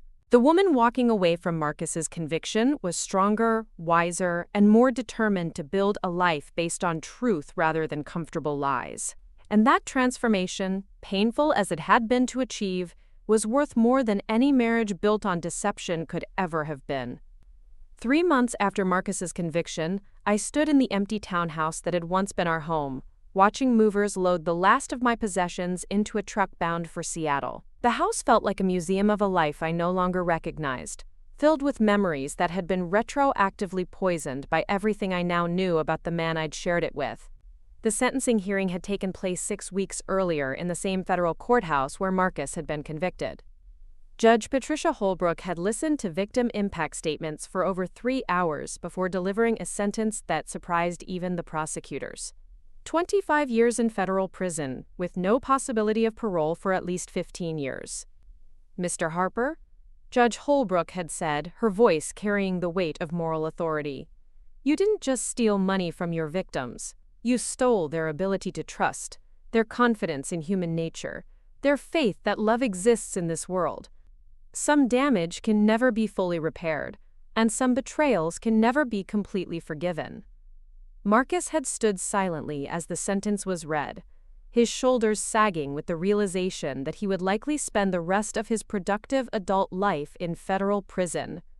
When the marshals led him away in shackles, he didn't look back at the gallery where I sat with several of his victims who had become unexpected allies in my journey toward healing. The financial restitution ordered by the court meant that Marcus would be paying back victims for decades, assuming he ever earned legitimate income again. The government had seized all assets connected to his criminal enterprise, including our joint savings accounts and his collection of luxury watches that I'd never known he'd purchased with stolen money. What surprised me most about the aftermath was how many victims reached out not with anger, but with gratitude for my role in bringing Marcus to justice. Margaret Chen had started a support group for romance scam survivors that met monthly in Sacramento. Robert Sullivan had written a book about his experience that was helping other elderly victims understand they weren't alone in being deceived. Patricia Valdez, the grandmother who had lost her retirement savings to Elena Morales, had become one of my closest correspondents. We exchanged emails regularly, sharing our progress in rebuilding trust and discussing the complex process of healing from such intimate betrayal. I keep thinking about something you said during the trial, Patricia had written in her most recent message. You said that trusting Marcus wasn't your mistake, it was his choice to betray that trust that was the crime. I'm starting to believe that's true for all of us. Moving to Seattle represented more than just a change of address. It was a conscious decision to build a new identity separate from the woman whose photos had been stolen and whose marriage had been a cover for federal crimes. I'd chosen Seattle because it was far enough from Portland to feel like a fresh start, but close enough that I could maintain connections with the support network I'd built during the investigation and trial. My new apartment was a corner unit in Capitol Hill, with large windows that let in natural light and a view of Elliott Bay that reminded me why the Pacific Northwest felt like home. The space was smaller than the townhouse I'd shared with Marcus, but it felt more authentically mine than anywhere I'd lived in years. The design business I'd rebuilt was thriving in ways I hadn't expected. The media attention around the trial had initially felt like a professional liability, but it had also connected me with clients who specifically wanted to work with someone who understood the importance of digital privacy and online security. I'd developed a specialty in helping small businesses protect their visual brand assets and educate their employees about social engineering attacks. Dr. Elena Vasquez had helped me understand that my professional growth was connected to my personal healing. You've turned your victimization into expertise, she explained during one of our sessions. You're helping other people avoid the kind of vulnerability that made you a target. The work felt meaningful in a way that my previous design projects hadn't. When I helped a startup implement security protocols that would protect their employees' personal information, or when I educated a nonprofit about the risks of social media fraud, I was using my experience to prevent other people from suffering similar violations. 6 months after moving to Seattle, I received an unexpected phone call from Agent Christina Vale. The FBI was launching a new initiative focused on romance scam prevention and victim support, and they wanted me to serve as a consultant and public speaker. We need someone who can speak authentically about both the victim experience and the investigation process, Agent Vale explained. Your cooperation was instrumental in breaking up one of the largest romance scam networks we've ever encountered, and your story resonates with people in a way that law enforcement presentations don't. The opportunity felt like a natural evolution of the advocacy work I'd been doing informally. Over the past year, I'd spoken at several conferences about digital privacy and online safety, sharing my story to help others recognize the warning signs of romance scams and identity theft. My first official FBI presentation was at a conference in San Francisco focused on elder fraud prevention. Standing at the podium in front of 300 social workers, law enforcement officers, and victim advocates, I felt nervous but purposeful. "My name is Natalie Harper," I began, "and for 3 years, my face was used to break hearts and steal hope from people across the country. What I want you to understand is that the victims of these crimes aren't naive or foolish. They're normal people who were targeted by sophisticated criminals who understood exactly how to exploit human emotion." The presentation went well, with audience members asking thoughtful questions about how to help victims overcome shame and self-blame. Several attendees approached me afterward to share their own experiences with romance scams, either as victims themselves or as family members trying to support someone who had been deceived. One woman, a social worker from Oakland named Diana Martinez, told me that her elderly father had lost $40,000 to a romance scammer the previous year. "He's so embarrassed that he won't even talk about it with his own children," she said. "Hearing you speak about this might help him understand that it's not his fault." These conversations reinforced my growing conviction that speaking publicly about my experience was important work that extended beyond my own healing process. Every person who heard my story and recognized the warning signs might prevent another family from experiencing the devastation that romance scams caused. As my consulting work with the FBI expanded, I began traveling regularly to speak at conferences, law enforcement training sessions, and victim support group meetings. Each presentation was emotionally challenging, requiring me to relive the trauma of discovering Marcus's crimes and the humiliation of realizing how thoroughly I'd been deceived. But the work was also deeply rewarding. When a potential victim recognized manipulation tactics before sending money to a scammer, or when a family member learned how to support a loved one who had been defrauded without judgment or blame, I felt like Marcus's crimes had been transformed into something that could help protect other people. Dr. Vasquez helped me understand that this transformation was a healthy response to trauma. "You're creating meaning from suffering," she explained. "That's one of the most powerful ways humans heal from devastating experiences." During one particularly memorable presentation in Denver, a man in his 60s approached me after my talk. He introduced himself as William Chen, Margaret's father, and explained that his daughter had encouraged him to attend. "I wanted to thank you," he said quietly. "Margaret told me about her experience with the scammer who used your photos, and about how you helped the FBI catch him. I don't think I understood how much courage that took until I heard you speak today." "I just did what felt right," I replied. "That's exactly why it was courageous," William said. "You chose to do the right thing even when it cost you everything you thought you wanted." Conversations like this reminded me that my decision to cooperate with the investigation had ripple effects I was still discovering. Every victim who felt less ashamed after hearing my story, every family member who learned to offer support without judgment, every law enforcement officer who better understood the psychological impact of romance scams represented progress toward a world where these crimes were taken more seriously and handled more compassionately. A year after moving to Seattle, I received news that would close another chapter of my healing journey. Detective Torres called to inform me that the last member of Marcus's criminal network had been convicted and sentenced. The federal investigation that had started with my phone call to the FBI had ultimately resulted in 23 arrests across 12 states and the recovery of over $3 million for victims. "This case is going to be studied in law enforcement academies for years," Torres told me. "The cooperation between agencies, the victim impact documentation, the financial tracking methods we developed, all of it is setting new standards for how romance scam investigations should be conducted." "What happens to Marcus now?" "He's serving his sentence at a federal facility in Colorado. He's enrolled in psychological counseling and financial literacy classes, supposedly preparing for eventual reintegration into society, though that won't happen for many years." The idea of Marcus in prison counseling was surreal. I wondered if he genuinely felt remorse for what he'd done to his victims, or if he was simply going through the motions required for good behavior credits. Part of me hoped he was experiencing genuine rehabilitation, while another part of me felt that no amount of counseling could truly undo the harm he'd caused. Have any other victims reached out recently? I asked. A few, actually. We're still discovering fake profiles that used your photos in smaller operations. It seems like your images were more widely distributed among criminal networks than we initially realized. This news was disturbing, but not entirely surprising. The investigation had revealed that romance scammers traded resources like a commodity market, sharing successful photos and psychological manipulation techniques across multiple operations.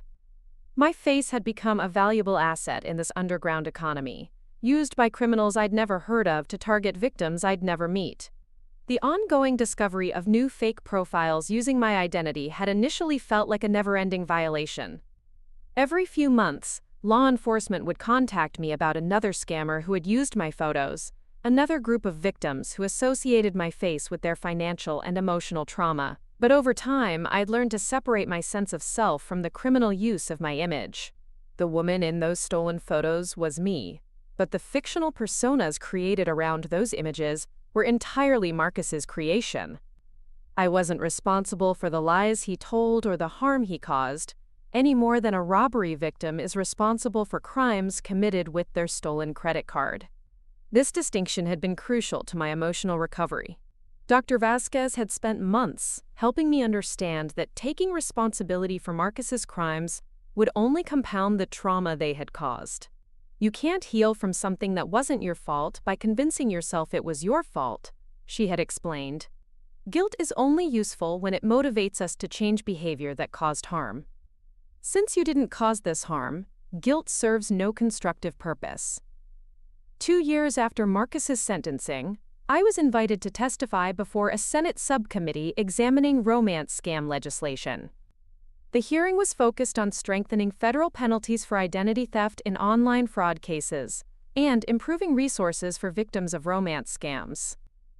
Sitting at the witness table in the Hart Senate office building, facing a panel of senators and a gallery filled with advocates and reporters, I felt the weight of representing not just my own experience, but the experiences of thousands of romance scam victims across the country. Senator Williams, I said in response to a question about victim support services, what people need to understand is that romance scam victims often suffer in silence because they're ashamed of being deceived. They blame themselves for trusting someone who wasn't real, for sending money to someone they'd never met, for believing that love was possible. What would help victims overcome that shame? Education about how sophisticated these scams are, and understanding that falling for them doesn't make someone naive or foolish. These criminals are experts at psychological manipulation. They study their targets, identify vulnerabilities, and craft personas specifically designed to bypass critical thinking. Senator Rodriguez, the subcommittee chair, asked about the law enforcement response to romance scams. In your experience, Mrs. Harper, are current federal resources adequate to address the scope of this problem? The FBI agents and prosecutors I worked with were dedicated and professional, but they're overwhelmed by the volume of these cases. Romance scams are increasing in frequency and sophistication, but law enforcement resources haven't kept pace with the growth of the problem. What specific improvements would you recommend? Specialized training for investigators about the psychological impact of these crimes, better coordination between agencies when scammers operate across state lines, and more resources for victim services. Many victims never report these crimes because they're too embarrassed, or because they don't think law enforcement will take them seriously.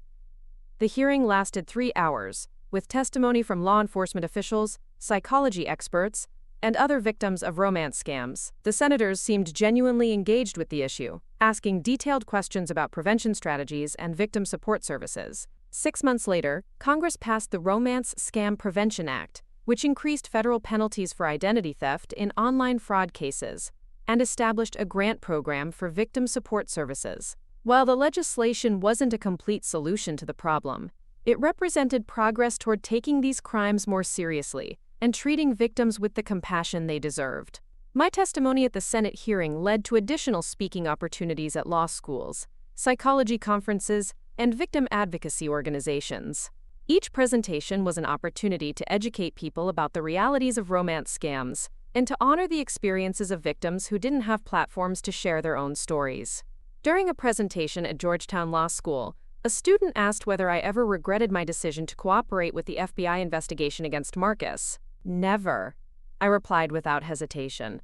Turning in my husband was the hardest thing I've ever done, but it was also the most important thing I've ever done. The victims of his crimes deserve justice, and staying silent would have made me complicit in their suffering. But you lost your marriage, your home, your sense of security. Wasn't the personal cost too high? I lost a marriage that was built on lies, I said. I lost a home that was being used as a criminal headquarters. I lost a sense of security that was based on willful ignorance of what was happening around me. What I gained was integrity, purpose, and the knowledge that I chose justice over comfort when it mattered most. The student nodded thoughtfully. Do you think you would make the same choice again? I hope I would never need to make that choice again, I replied. But if I did, I hope I would have the same courage to do what was right, regardless of the personal cost. 3 years after Marcus's conviction, I received an unexpected letter forwarded through the FBI. It was from Marcus himself, written from federal prison in Colorado. The letter had been reviewed by prison officials and my attorney before being forwarded to me, but I still felt nervous opening an envelope with his familiar handwriting. The letter was shorter than I'd expected, just 2 handwritten pages on standard prison stationery. Marcus's writing had always been neat and precise, and that hadn't changed despite his circumstances. Dear Natalie, the letter began. I know I have no right to contact you, and I understand if you choose not to read this or respond. I wanted you to know that I've been in counseling for 2 years now, working to understand how I became capable of the things I did to you and to my victims. The letter continued with what seemed like genuine expressions of remorse and attempts to take responsibility for his crimes. Marcus wrote about the psychological evaluation he'd undergone, the therapy sessions where he'd confronted his pattern of manipulation and deception, and his growing understanding of the harm he'd caused. I can't undo what I did, he wrote, but I want you to know that I understand now how much courage it took for you to turn me in. You chose to protect people you'd never met over protecting the man you'd married. That was the right choice, and I'm grateful that you made it, even though it destroyed our life together. The letter concluded with information about his prison activities, his work in the law library helping other inmates with appeals, and his plans for eventual reintegration into society. He didn't ask for forgiveness or suggest any possibility of reconciliation, which I appreciated. After reading the letters several times, I showed it to Dr. Vasquez during our monthly session. We'd reduced the frequency of our meetings as my healing progressed, but I still valued her guidance on significant emotional challenges. How does reading this make you feel? She asked. Sad, mostly, I replied. Sad for the man he could have been if he'd made different choices. Sad for all the people he hurt. Sad for the time we lost building a relationship that was never as real as I thought it was. Do you feel any desire to respond to him? Number, I think this letter was something he needed to write for his own healing process, not something that requires a response from me. My healing doesn't depend on his rehabilitation. Dr. Vasquez nodded approvingly. That's a healthy boundary. You can acknowledge his apparent growth without feeling obligated to participate in it. I never responded to Marcus's letter, though I kept it in a file with other documents from that period of my life. Reading it had provided some closure, confirming that my decision to cooperate with law enforcement had ultimately forced Marcus to confront the reality of what he'd done in ways that protecting him never could have. 4 years after moving to Seattle, I was featured in a documentary about romance scams that aired on PBS. The filmmakers had followed several victims through their recovery processes, showing how different people coped with the aftermath of being deceived so thoroughly. Watching myself on television talking about the investigation and trial was surreal. The woman on screen seemed more confident and articulate than I felt during the interviews, but I recognized the conviction in her voice when she spoke about the importance of victim advocacy and crime prevention. The documentary's impact exceeded my expectations. Within weeks of its broadcast, I received dozens of emails from viewers who had recognized warning signs in their own online relationships, or who wanted to share their own experiences with romance scams. One email particularly moved me.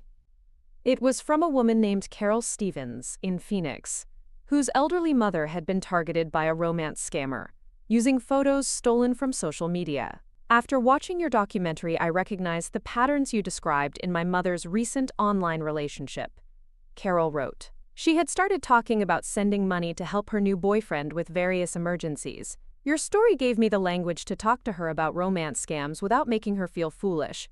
We reported the fake profile to the FBI, and they're investigating whether it's connected to a larger network.